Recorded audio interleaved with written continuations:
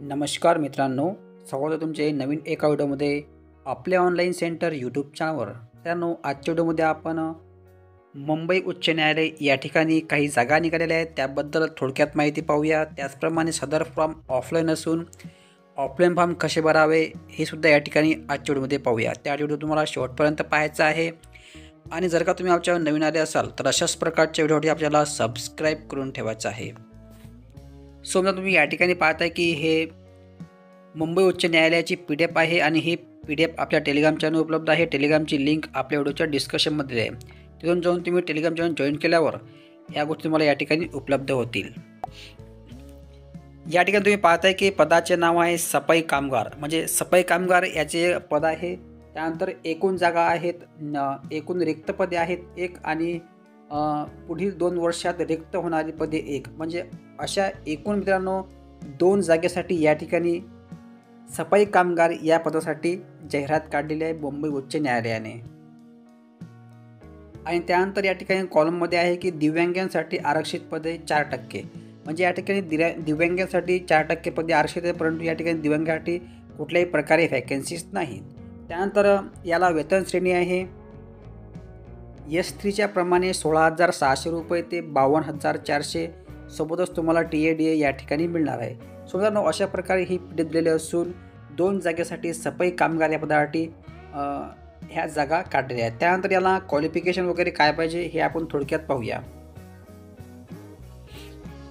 त्यानंतर या ठिकाणी तुम्ही पाहताय की दिनांक 20 जानेवारी 2025 रोजी किंवा त्याआधी पोहोचेल अशा बेताने खालील पत्त्यावर फक्त स्पीड पोस्टाने अर्ज पाठवायचे आहेत। म्हणजे मित्रांनो, तुम्ही अर्जाची प्रिंट काढून तो हाताने भरून फक्त तुम्हाला स्पीड पोस्टानेच या ठिकाणी पाठवायचे आहे किंवा सेंड करायचं आहे।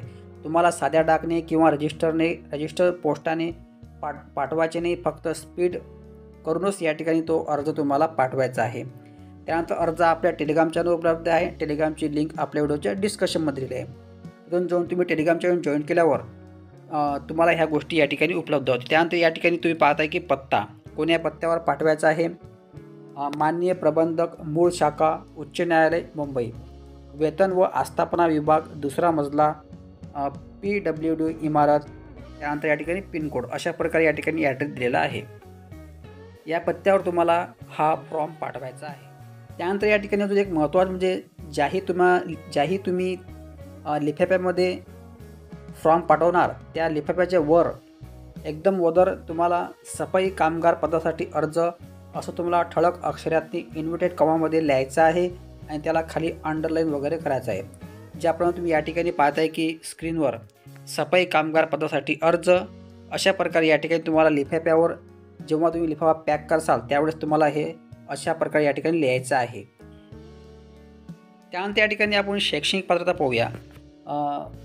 नंबर 1 आहे उमेदवार भारताचा नागरिक असावा, म्हणजे कोणीही कॅन्डिडेट या ठिकाणी अप्लाय करू शकतो, ऑल इंडिया कॅन्डिडेट। त्याचप्रमाणे याला पात्रता मागितलेली आहे उमेदवार किमान 7वी इयत्ता पास असणे आवश्यक आहे। किमान 7वी पास असाल तर या ठिकाणी तुम्ही अप्लाय करू शकता, नो प्रॉब्लेम ॲट ऑल। त्याचप्रमाणे उमेदवाराला मराठी व हिंदी भाषा लिहिता वाचता बोलता येणे आवश्यक आहे, म्हणजे तुम्हाला मराठी आणि हिंदी भाषा लिहिता वाचता बोलता येणे आवश्यक आहे। त्याचप्रमाणे या ठिकाणी वयाचा कॅटेगरी आहे खुल्या वर्गासाठी 18 वर्ष आणि 38 वर्षापर्यंत, मागासवर्गीयांसाठी 18+43 वर्षापर्यंत या ठिकाणी लागू आहे। त्यानंतर न्यायालयीन किंवा शासकीय कर्मचारी असेल तर 18 वर्ष पूर्ण असावे आणि एज लिमिट या ठिकाणी दिलेली नाही, म्हणजे कितीही चालते, 40, 50, 60 वगैरे। सो मित्रांनो, अशा प्रकारे वयाचा कॅटेगरी दिलेला असून तुम्हाला PDF पाहून या ठिकाणी अप्लाय करायचं आहे।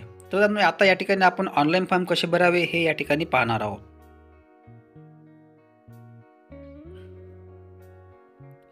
तर ऑनलाईन फॉर्म भरण्यापूर्वी या ठिकाणी थोडक्यात आपण फीजबद्दल बोलणार आहोत। या ठिकाणी फीज आहे तुम्हाला 300 रुपये, म्हणजे सदर भरती प्रक्रियेसाठी अर्ज शुल्क भरणे 300 रुपये। त्याचप्रमाणे तुम्हाला या ठिकाणी डिमांड ड्राफ्ट काढायचा आहे 300 रुपयाचा। बॉम्बे हायकोर्ट ओरिजिनल साईट यांच्या नावे काढलेले रुपये 300 रुपयाचा पोस्टल ऑर्डर किंवा डिमांड ड्राफ्ट तुम्हाला या ठिकाणी काढायचा आहे। म्हणजे मित्रांनो या ठिकाणी तुम्हाला 300 रुपये या ठिकाणी त्यांनी फी ठेवलेली आहे आणि ती फी तुम्हाला बँकेत जाऊन डिमांड ड्राफ्ट काढायचा आहे. बॉम्बे हायकोर्ट ओरिजिनल साईट किंवा पोस्टल ऑर्डर तुम्हाला 300 रुपयाची काढून फॉर्म सोबत लावायची आहे. सो मित्रांनो अशा प्रकारे या ठिकाणी 300 रुपयाची फी असून तुम्हाला डिमांड ड्राफ्ट किंवा पोस्ट ऑर्डर या ठिकाणी 300 रुपयाची फॉर्म सोबत लावायचा आहे. त्यानंतर आहे या ठिकाणी निवड प्रक्रिया. जेवढे या ठिकाणी अर्ज जातील त्याची एक शॉर्टलिस्ट या ठिकाणी लावले जाणार आहे. आणि जर का तुमचं शॉर्टलिस्टमध्ये नाव असेल तर या ठिकाणी तुमची परीक्षा घेतली जाणार आहे. म्हणजे यामध्ये तुमचे 30 मार्काचा या ठिकाणी पेपर होणार आहे. यामध्ये कमीत कमी तुम्हाला 15 मार्क पास होण्यासाठी लागतील. त्यानंतर याला शारीरिक क्षमता आहे, म्हणजे या ठिकाणी साफसुफीचे जे काम असेल ते 10 मार्काचं होणार आहे. त्यानंतर 10 मार्काची मुलाखत, असा एकूण तुमचा 50 मार्कासाठी या ठिकाणी पेपर होणार आहे. सो मग अशा प्रकारे ही टिप दिलेली असून जर का व्हिडिओमध्ये काही संबंध असेल तर कमेंट बॉक्समध्ये कळवा. त्याचा रिप्लाय तुम्हाला अवश्य देण्यात येणार आहे.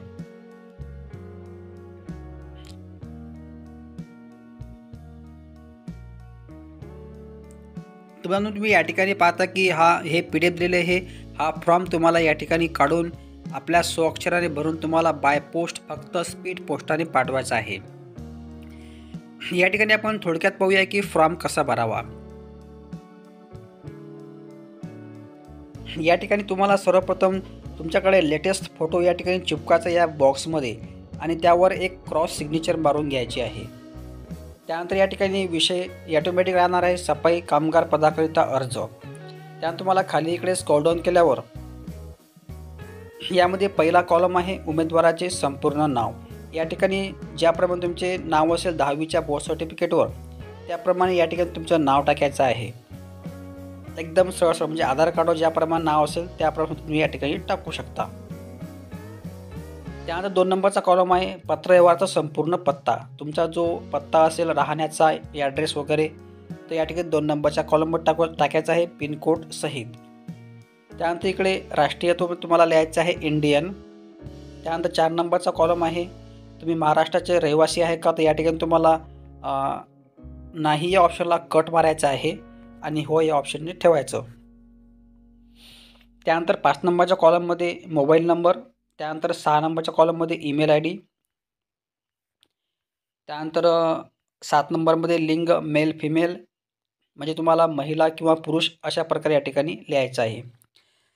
या ठिकाणी धर्मामध्ये म्हणजे धर्म जो असेल तो हिंदू, बुद्धिस्ट, मुस्लिम, ख्रिश्चन वगैरे इत्यादी. त्यानंतर जात व प्रवर्ग. जात म्हणजे तुमची OBC असेल तर तुम्ही कंसात तुम्हाला माडी लिहायचं आहे. जर का तुम्ही SC असाल आणि SCमध्ये मांग महार चंबार अशा प्रकारे ठिकाणी तुम्हाला जातीचा उल्लेख करायचा आहे. त्यानंतर जन्मदिनांक लिहायचा आहे. त्यानंतर या ठिकाणी 11 नंबरचा कॉलम आहे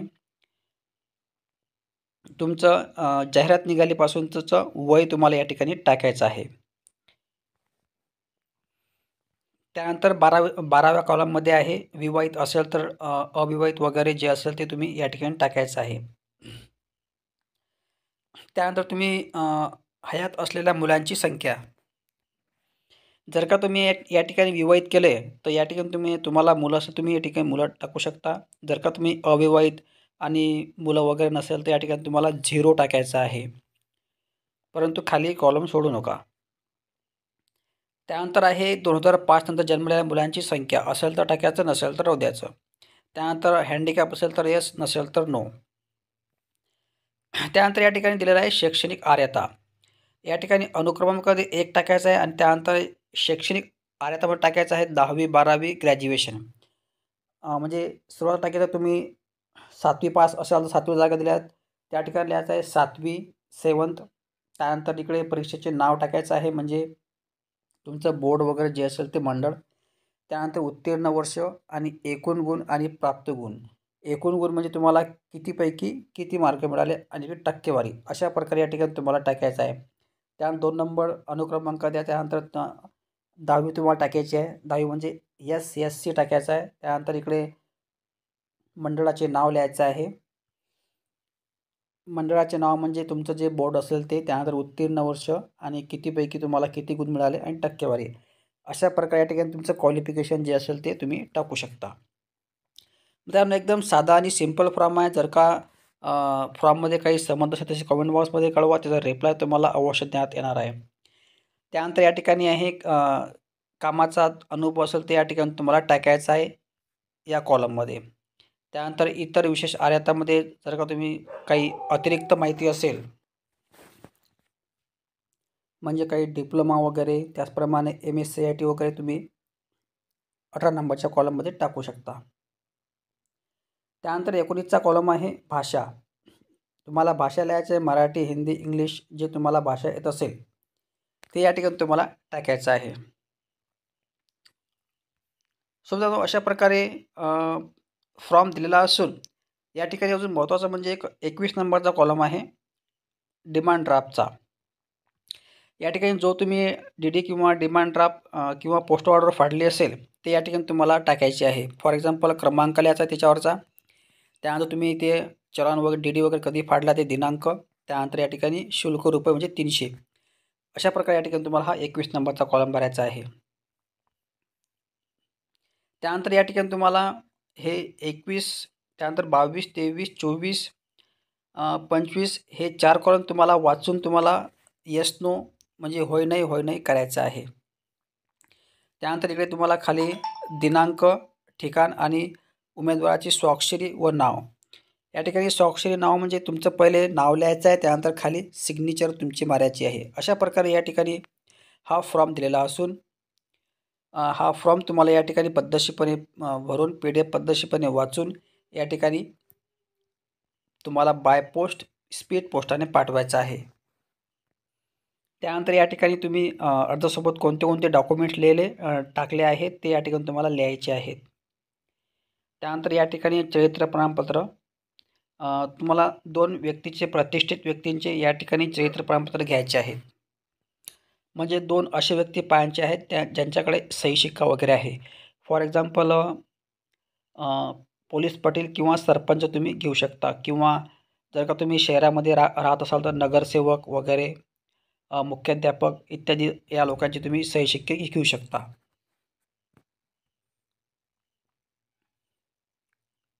सो अशा प्रकारे या ठिकाणी त्याचे नाव, त्याचा हुद्दा म्हणजे त्याचं पद वगैरे काय आहे, त्याचप्रमाणे सही आणि सही शिक्का या ठिकाणी तुम्हाला घ्यायचा आहे मोबाईल नंबर सहित.